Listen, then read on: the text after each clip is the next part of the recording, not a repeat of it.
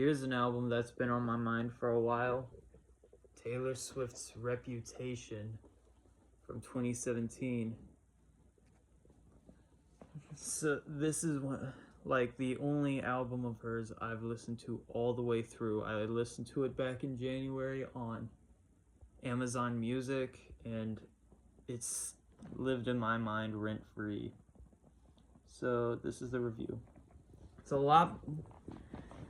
I'm not a Swiftie by any means. I'm no Taylor stan, but this is the only album of hers. Like, after her previous era in 1989 traumatized me back in elementary school. No offense, but the singles were just everywhere. Technically, the previous three of the previous four eras of Fearless Red in 1989 specifically were everywhere, and this actually has some fire on it. So the first track on Reputation is Ready For It, which is so good. It's got this do. It has some record scratches, and then it goes into this, like, on the chorus there's like a string section where she's actually singing, and it's like softer. Then at the end it's got a baby that's against weekend, that's against so good. And then the next song, the ballad Endgame, with the two which is the only song that has featured artists, Ed Sheeran and Future as the featured artist, is so good. It's like, I wanna be an Endgame, I wanna be a... It's got 3 choruses. Like, it is so good. Like, the next song, I Did Something Bad, it's like a, say I did something bad, why does it feel so good? Yeah, great song. That's they're burning all the witches, even if you aren't one. They got your pitchforks and prove the receipts and reasons. They're burning the witches, even if you aren't one. And she's telling the person to light her up. So good. Then we have Don't Blame Me, which sounds like it's a darker, like, it's got like gospel choirs, gothic gospel choirs as it's described. It's a, don't blame me, love made me crazy. If it doesn't, you ain't doing it right. Lord save me, my drug is my baby, I'm using for the rest of my life. Like, that performance alone was basically her trying to pull a Whitney Houston or something. Then we have Delicate. The truth, I hear auto-tune on this song, but it doesn't really matter. This is for the best. My reputation's never been worse off, so you must like wait for me. We can't make any promises, babe, but you can make me a dream. Or is it true that I said all that? I know that it's delicate. Like, the instrumentation here is so good. This entire album has some of the best production.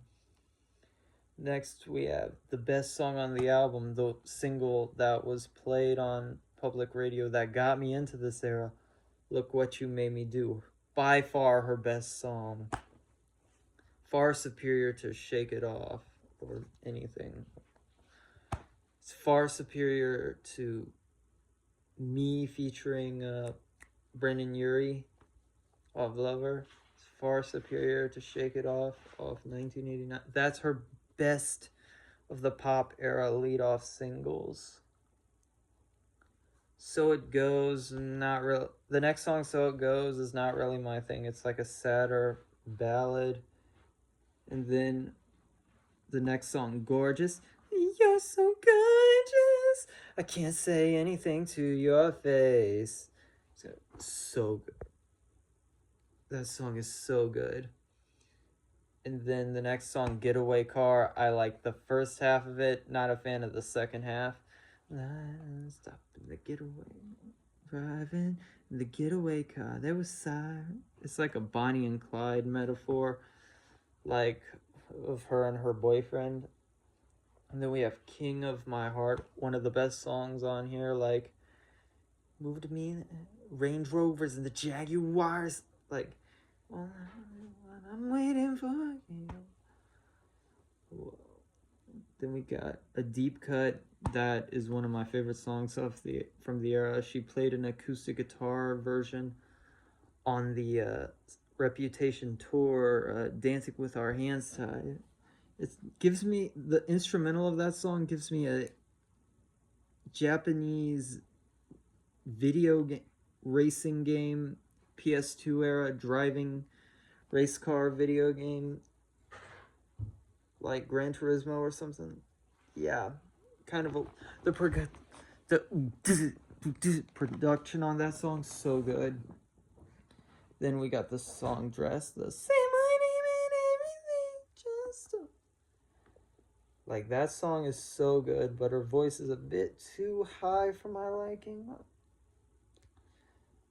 Then we have the alleged Kanye West diss track, This Is Why We Can't Have Nice Things. Technically, Look What You Made Me Do and This Is Why We Can't Have Nice Things are both Kanye disses. And this one is so joyful. Like, this is why we can't have nice things, darling, because you break them. Next, there's one of the sadder songs on the album, Call It What You Want. Didn't like it the same way I didn't like So It Goes, yeah. And the last song on the album is a piano ballad called New Year's Day. I'll be cleaning up bottles with you on New Year's Day. That song sounds so good. Like, I enjoy 13 and a half out of the 15 tracks here. Like, I feel like it would it's like a darker album, and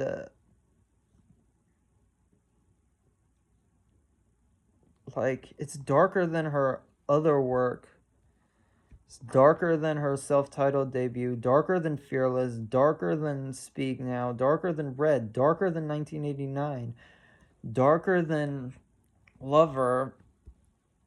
Okay, aside from the folk albums, which are also pretty dark.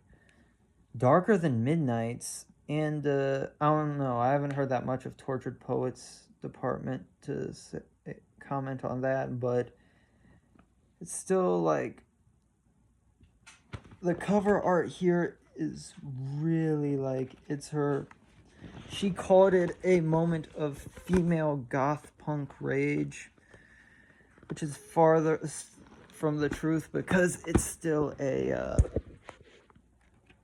pop album just with elements of trap. Like, it's a very dark and dour listen. Your mileage may vary on it. But anyways, like, comment, share, subscribe, and follow for more. Bye, guys.